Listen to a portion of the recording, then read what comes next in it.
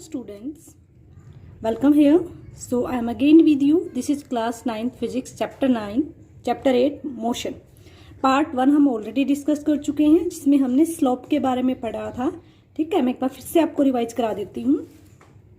आज हम करने वाले हैं पार्ट 2 और हम करेंगे numerical based on XT and VT graph, यानी कि डिस्प्लेसमेंट टाइम और वेलोसिटी टाइम ग्राफ्स के ऊपर बेस्ड न्यूमेरिकल प्रैक्टिस करेंगे. इससे पहले वाले पार्ट में भी हमने इस पे बेस्ड ग्राफिकली रिप्रेजेंटेशन सीखी थी. मैंने आपको स्लोप का कंसेप्ट बताया था और ये भी बताया था कि अगर मेरे पास एक्सटी ग्राफ है,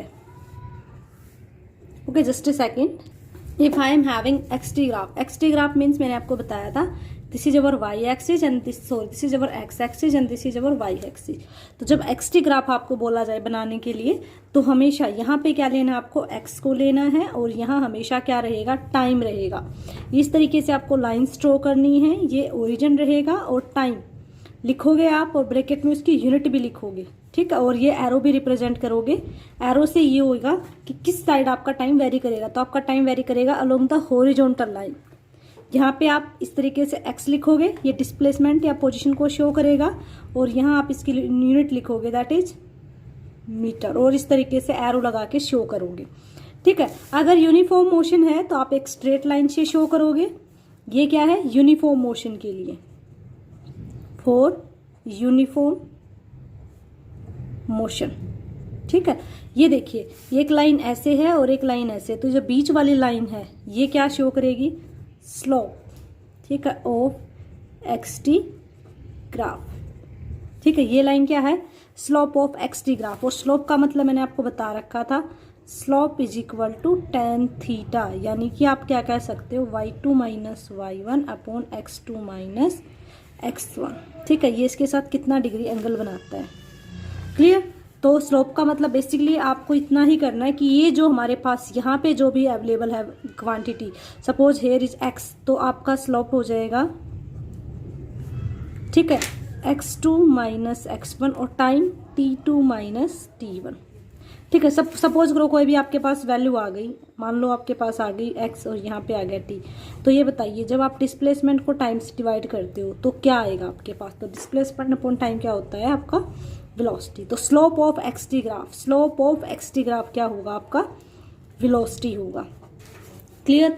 इट मीन्स जो ये वाली लाइन है ये किसको शो करेगी, वेलोसिटी को रिप्रेजेंट करेगी. क्लियर. किसको रिप्रेजेंट करेगी, वेलोसिटी को. ओके हाँ जी, तो आपको इतना क्लियर है बेटा. अब अगर मान लो आपके पास, तो स्लोप में बेसिकली मैं आपको डायरेक्ट बता देती हूँ. बेसिकली आपको क्या करना है, ये जो आपकी लाइन है इसको इससे डिवाइड कर दो, जिसका भी स्लोप है. एक्सटी ग्राफ है तो एक्स को टी से डिवाइड करो, वीटी ग्राफ है तो वी को टी से डिवाइड करो. ठीक है, अगर आपके पास सपोज करो वीटी ग्राफ होता तो वीटी ग्राफ में आप क्या करोगे, बताओ. अब आप खुद बताओगे, खुद से बनाने की कोशिश करो बेटा. ठीक है, तो वीटी ग्राफ बोला मैंने बोला है कि आप स्लोप ऑफ वीटी ग्राफ बनाओ. ठीक है, फॉर यूनिफॉर्म मोशन के लिए. तो वीटी है तो इधर क्या लेंगे, वी, यूनिट लिखा मीटर पर सेकेंड और ये आपने इसको बता दिया कि इस साइड इंक्रीमेंट हो रहा है इसके अंदर. टाइम हमेशा इस लाइन पे क्या रहेगा, टाइम. यहाँ पे टाइम की यूनिट लिखा और ये आपने बता दिया कि टाइम इस तरीके से वेरी करेगा. क्लियर. यूनिफॉर्म मोशन के लिए हमेशा स्ट्रेट लाइन होती है, आपको पता है. ठीक है, तो ये इसका स्लोप ये लाइन होगी. ठीक है, इन दोनों का रिजल्ट ये वाली लाइन होगी. स्लोप का मतलब change in velocity upon change in time, और वेलोसिटी अपॉन टाइम क्या होता है, एक्सेलरेशन. तो ये लाइन किसको रिप्रेजेंट करेगी, यूनिफॉर्म एक्सेलरेशन को. तो ये सब हमने पढ़ा था.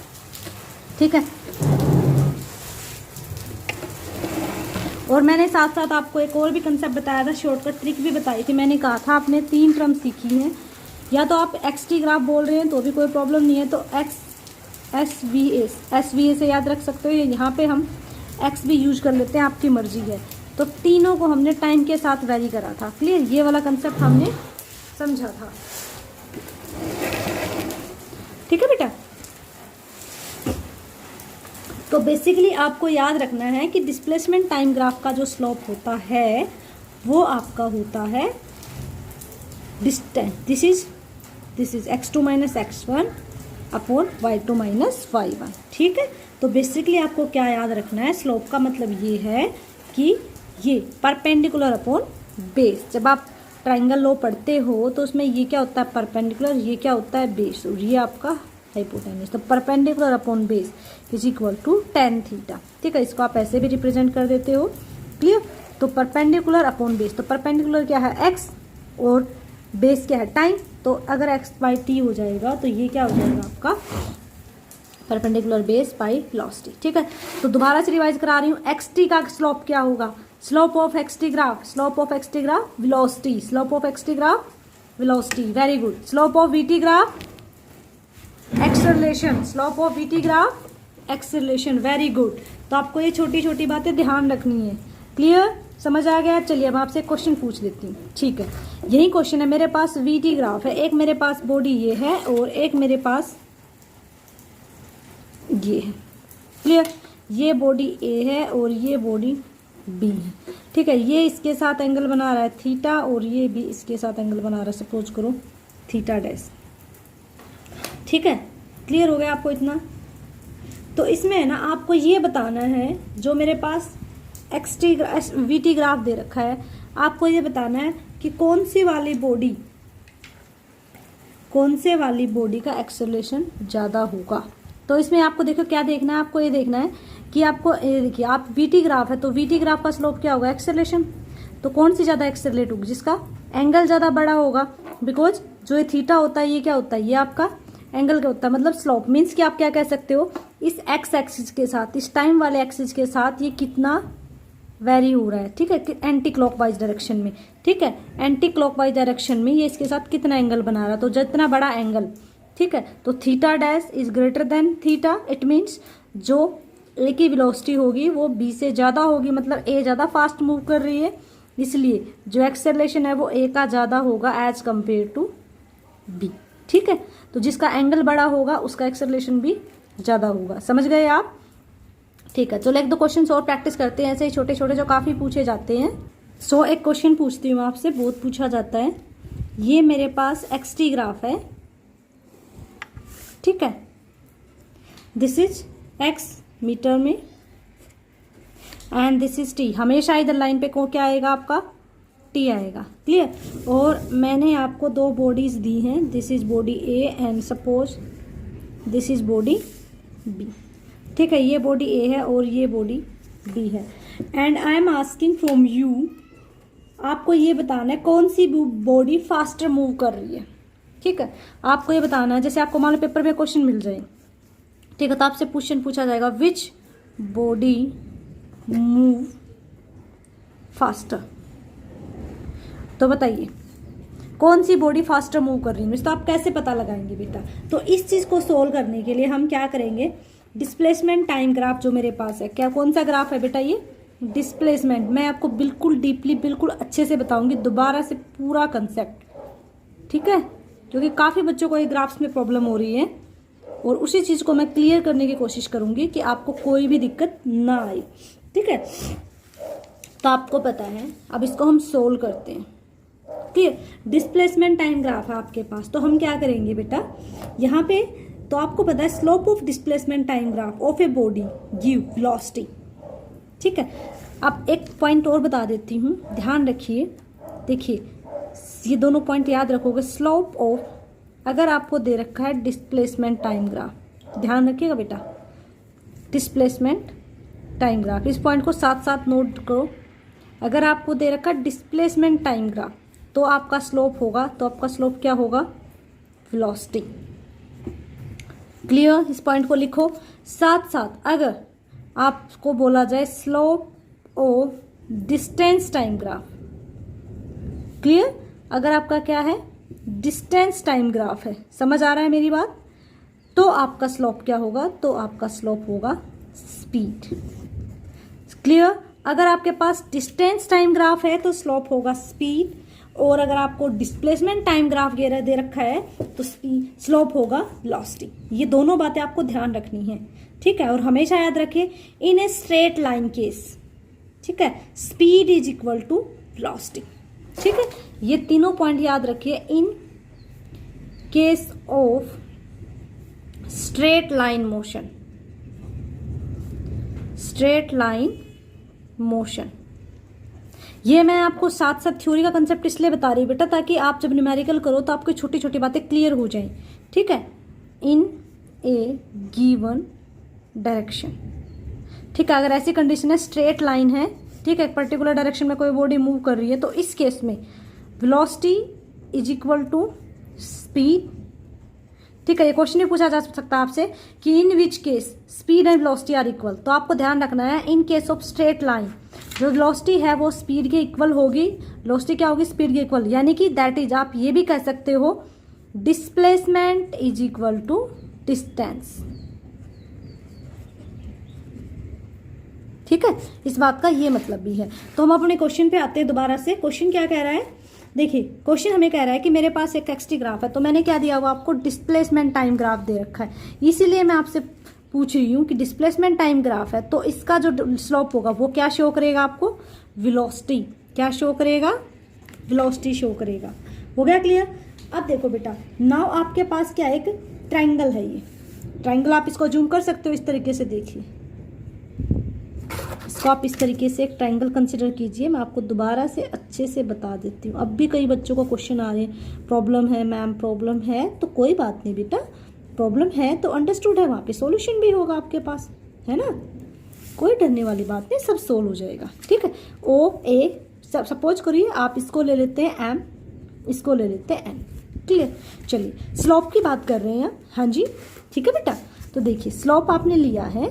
इस ग्राफ को देखते हुए मैं आपको बिल्कुल बेसिक से बेसिक बताने की कोशिश करूंगी, तो आपके माइंड में जितने भी कंफ्यूजन है सारे करेक्ट हो जाए।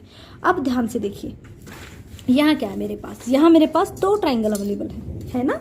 एक ये कौन से वाली? ओ ए एम, ये वाले ट्राइंगल है ओ ए एम, और एक ओ बी एन, एक ये वाली ट्राइंगल है। दो ट्राइंगल है मेरे पास। तो कैसे ट्राइंगल है ये? राइट एंगल ट्राइंगल है ना, क्योंकि यहाँ पे देखो 90 का एंगल बन रहा है, ये वाला देखिए कैसे ट्राइंगल है? राइट एंगल ट्राइंगल है। तो आप देखिए यहाँ पर हम इनके अलग अलग बात करते हैं, जस्ट अ सेकेंड। हाँ जी बेटा, देखिए सबसे पहले हम इसको सेपरेट कर लेते हैं और अलग अलग ट्राइंगल्स बना लेते हैं। देखिए, हम इसमें दो ट्राइंगल कर रहे हैं, तो हम इसमें ट्राइंगल ढूंढ रहे हैं ओ ए एम। क्लियर? और एक इसमें ट्राइंगल है ओ बी एन। मैं आपको अलग अलग समझाती हूँ कि स्लोप क्या हो रहा है, क्या कर रही हूँ मैं, किस तरीके से। तो पहले मैंने ट्राइंगल बना ली ओ ए एम, ये देखिए इस तरीके से है, ये जैसी है वैसे ही बनाएंगे, कोई दिक्कत नहीं है। वरना फिर आप ये कहते हो कि इसमें तो ऐसे बना रखी थी, आपने ऐसे बना दी। ठीक है, अब इसको भी जरा ऐसे ही बनाएंगे, ये भी ऐसे ही बनी हुई है। ओके, ये देखिए, आज आपको ये जो ऐसे वाले क्वेश्चन है ना, कौन फास्टर होगा कौन स्लोअर होगा, इस तरीके का क्वेश्चन में तो कोई दिक्कत बेटा आने नहीं दूंगी मैं। ओके, ओ ए एम, और ये वाले ट्राइंगल क्या है? O B N. Clear? Right angle triangle है ये। कैसी ट्राइंगल है? राइट एंगल ट्राइंगल है। क्लियर? राइट एंगल ट्राइंगल है बेटा ये। ट्राइंगल क्यों कह रहे हैं? क्योंकि इसके अंदर तीन साइड है, देखिए 1 2 3। ठीक है, चलिए अब आपको पता है बेटा, इसको हम क्या कहते हैं? जो यहाँ पे ए एम है ना बेटा, ए एम को हम कहते हैं परपेंडिकुलर। जो इस पे परपेंडिकुलर लाइन मैंने ड्रॉ कर रखी है उसको कहते हैं परपेंडिकुलर। ओ एम को हम क्या कहते हैं बेटा? बेस, इसका आधार, इसका बेस। और ओ ए क्या है बेटा? हाइपोटेन्यूस।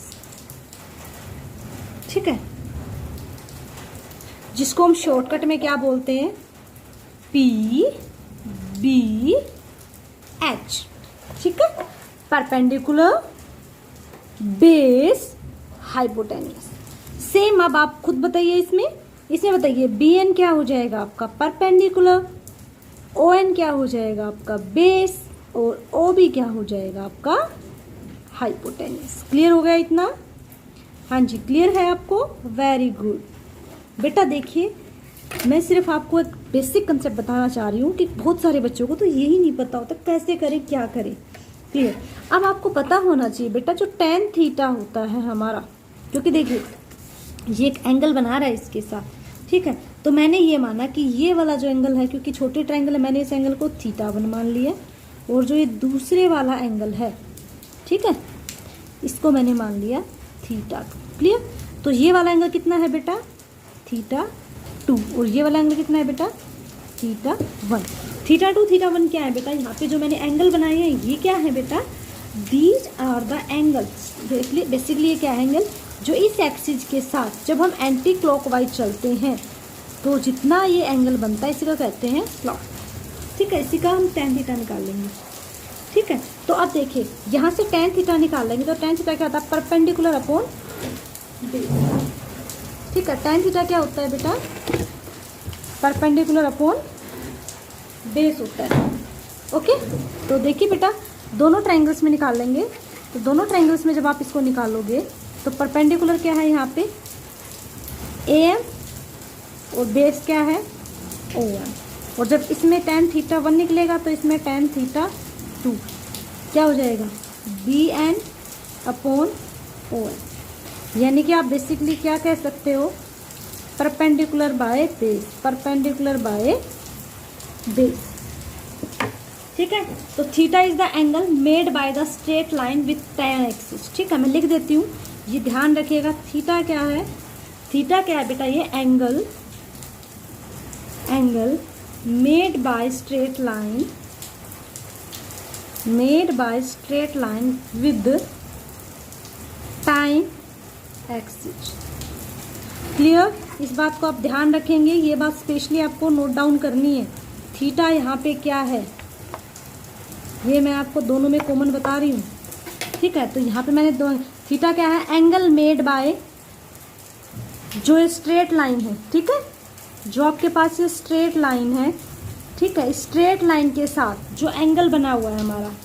ठीक है, तो स्ट्रेट लाइन ने टाइम एक्सिस के साथ जो है, देखिए ये है हमारा यहाँ पे, क्लियर ये था। तो यहाँ पे देखिए ये जो स्ट्रेट लाइन है, ये वाली, ये स्ट्रेट लाइन है ना, ये वाली, इस स्ट्रेट लाइन ने इस टाइम एक्सिस के साथ कितना वेरिएशन किया है, कितना इसमें चेंज हुआ है, वो है एंगल। ठीक है, तो स्ट्रेट लाइन का टाइम एक्सिस के साथ जो हमारा एंगल है वो है थीटा। स्ट्रेट लाइन का टाइम एक्सिस के साथ जो एंगल है उसे कहते हैं थीटा। तो इसका थीटा 2, यानी कि OA के साथ टाइम एक्सिस का एंगल यहाँ कितना है, थीटा 2। OB के साथ यहाँ कितना टाइम एक्सिस का एंगल, थीटा 1। ठीक है, तो स्लॉप हम निकालते हैं। अब चलिए इसमें स्लॉप निकालते हैं। तो tan थीटा को ही क्या बोलते हैं हम, स्लॉप बोलते हैं ना। tan थीटा को ही हम क्या बोलते हैं, स्लॉप बोलते हैं। तो यहाँ पे हम स्लॉप निकालेंगे। ठीक है, तो इसमें आप स्लॉप निकालेंगे तो क्या हो जाएगा, देखिए आप सबसे पहले यहाँ पे देखिए जो स्लॉप आप निकालते हैं वो क्या होता है, tan थीटा, और ये आप निकाल चुके हो AM अपॉन OM। ठीक है, इसमें भी स्लॉप निकाल लेंगे तो क्या हो जाएगा, BN अपॉन OM। यही क्या हमारा tan थीटा है, परपेंडिकुलर बाय, यानी कि आप क्या कर सकते हो, परपेंडिकुलर बेस कोई। अब देखिए यहाँ से आप चेक कीजिए, ये क्या निकाला आपने, tan थीटा 1, ये क्या निकाला, tan थीटा 2। क्लियर, अब देखिए, अब आपको ये ध्यान होना चाहिए, ये बात आप याद रखिएगा स्पेशली, लार्जर, इसको स्पेशली नोट डाउन करें बेटा, लार्जर इज द एंगल, जितना बड़ा एंगल होगा greater will, larger is the slope.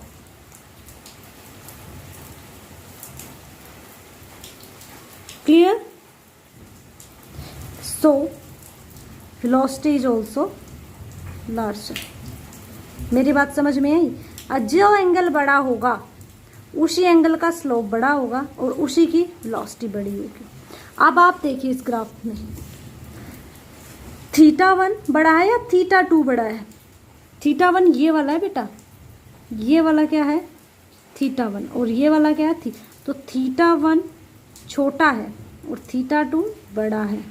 ठीक है, तो जो एंगल मैंने आपको क्या बताया कि जो एंगल बड़ा होगा, देखिए क्या बताया मैंने, larger is the angle, larger is the slope. Angle बड़ा तो स्लोप भी बड़ा, और स्लोप बड़ा तो वेलोसिटी भी बड़ी। समझ गए आप मेरी बात। तो यहाँ पे देखिए, यहाँ पे क्या हो रहा है, theta 2 is greater than theta 1, है ना। इसका मतलब क्या है, इसका मतलब स्लोप, यानी कि tan theta 2 is greater then tan theta 1, है ना। देखिए कैसे है, देखिए क्योंकि आपको पता है ये वाला एंगल छोटा है, ये वाला एंगल बड़ा है, तो आप क्या कह सकते हो, tan theta 2 is greater then tan theta 1। और जो इनका ये स्लोप है ये किसके इक्वल होता है, तो आप ये बताइए, जो स्लोप होगा VT ग्राफ का, XT ग्राफ का, वो क्या हो जाएगा, वेलोसिटी। ये भी क्या होगा, वेलोसिटी, यानी कि ये V1, इसको हम V2 मानेंगे। ठीक है, तो यहाँ से आप क्या कह सकते हो, ठीक है, सॉरी, ये किसकी वेलोसिटी आएगी, ए वाले की, और ये किसकी वेलोसिटी है, बी वाले की। क्लियर, ये बी वाले के लिए बना रहे हैं ना, ठीक है। तो क्योंकि थीटा 2 बड़ा है, यानी कि आप क्या कह सकते हो, velocity of A is greater than velocity of B. जो एंगल बढ़ा उसी की वेलोसिटी भी ग्रेटर देन होगी, ठीक है। अगर if body A is moving, तो यहां से क्या कह सकते हो, body A is moving faster than body B. Clear, तो हम क्या कह सकते हैं कि जो बॉडी ए है वो फास्ट मूव कर रही है as compare to body B.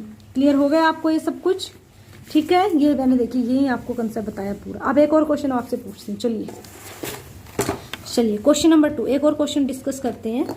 ये मैंने आपको बोला this is our XT graph,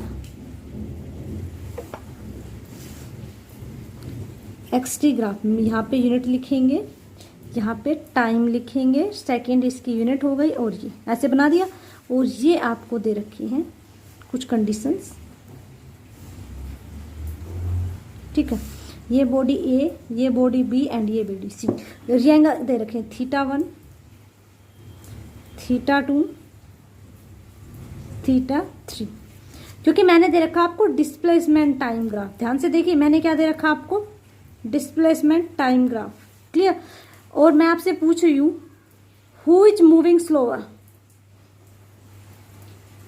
ध्यान से देखिए, who is moving slower and who is moving faster. ये 3 पर्सन है जो रेस लगा रहे हैं। आपको ये भी बताना है कि स्लोअर कौन है और फास्टर कौन है, सबसे तेज कौन दौड़ रहा है और सबसे स्लो कौन दौड़ रहा है, ठीक है। मैंने आपको बताया था एक्सटी ग्राफ दे रखा, तो हम क्या निकालेंगे, slope of XT graph. Clear, यानी कि हम क्या निकालेंगे, हम तीनों का टेन थीटा, तो tan theta 1, tan theta 2, tan theta 3 निकाल देंगे, ठीक है। टेन थीटा 1, टेन थीटा 2 और टेन थीटा 3, ठीक है। और यही क्या होगी हमारी velocity, velocity of A, velocity of B and velocity of C, तीनों की वेलोसिटी हो जाएगी, है ना। क्लियर, ए का जस्ट सेकेंड, थीटा 1 हमारा किसके लिए है, सी, तो velocity of C, velocity of A, theta 3 है ए के लिए, समझ गए आप। अब क्योंकि आपको पता है, देखिए यहाँ से ध्यान से देखिए, आप ध्यान से देखिए, theta 3 greater than theta 2 greater than theta 1 बड़ा है ना। तो आप यहाँ से क्या कह सकते हो, तो यहाँ पे जो अपना स्लोप आया यही आया, ten theta 1, tan theta 2, tan theta 3 आया ना, ठीक है। तो आप बेसिकली क्या कहोगे, बेसिकली आप यहाँ से ये कहोगे कि क्योंकि theta 3 is greater than theta 2 is greater than theta 1, है ना। So we can say VA is greater than VB is greater than VC, है ना।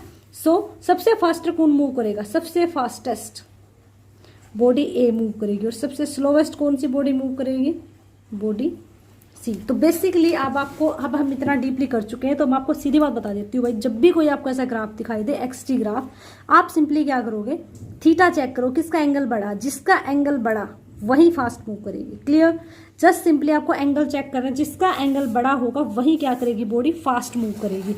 एक और क्वेश्चन ट्राई कर लेते हैं, बड़ा पूछा जाता है। ये मान लीजिए आपके पास एक्सटी ग्राफ है, ठीक है, ये आपके पास एक्सटी ग्राफ बनाने का तरीका तो आप सारे सीख गए होंगे। अब टी सेकेंड इसकी यूनिट, और हम ये अब की बार मैंने कहा कि जो आपकी बॉडी है वो इस लाइन पे ही मूव कर रही है, समझ गए, यहाँ पे ही बॉडी मूव कर रही है ओ से ए पॉइंट पे। अब आप मुझे बताइए, ठीक है,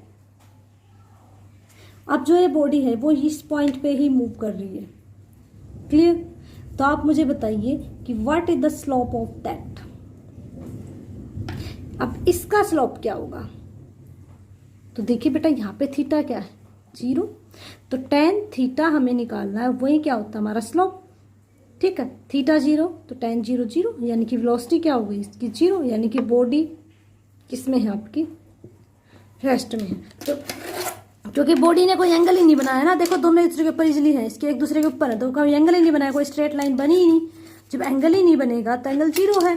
तो जब अगर आपका कोई भी बॉडी है, अगर वो पैरेलल है इस टाइम एक्सिस के, देखिए ये हमारे टाइम एक्सिस की लाइन है और ये हमारी ये इसके ऊपर लाइन, तो अगर कोई बॉडी पैरेलल है टाइम एक्सिस के तो आपका थीटा क्या हो जाएगा यहाँ पे 0, इसलिए वेलोसिटी क्या हो जाएगी 0। इट मीन्स बॉडी क्या है आपकी रेस्ट में।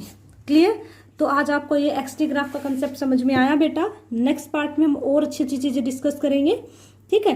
तो हमेशा ध्यान रखिए अगर बॉडी यूनिफॉर्म मोशन में है, अगर बॉडी यूनिफॉर्म मोशन में है तो आपका डिस्टेंस डिस्प्लेसमेंट टाइम ग्राफ क्या होगा, स्ट्रेट लाइन होगा, और वो कहाँ इंक्लाइंड होगा, टाइम एक्सिस के अलॉन्ग होगा, ठीक है। और जो डिस्प्लेसमेंट डिस्टेंस टाइम ग्राफ का जो एक्सिस है वो आपको क्या देंगे, स्पीड या वेलोसिटी, ठीक है। तो हमेशा ध्यान रखिए। ओके ओके, ठीक है बेटा। अब मैं आपको एक क्वेश्चन देती हूँ, आप उस क्वेश्चन को ट्राई कीजिएगा घर पे।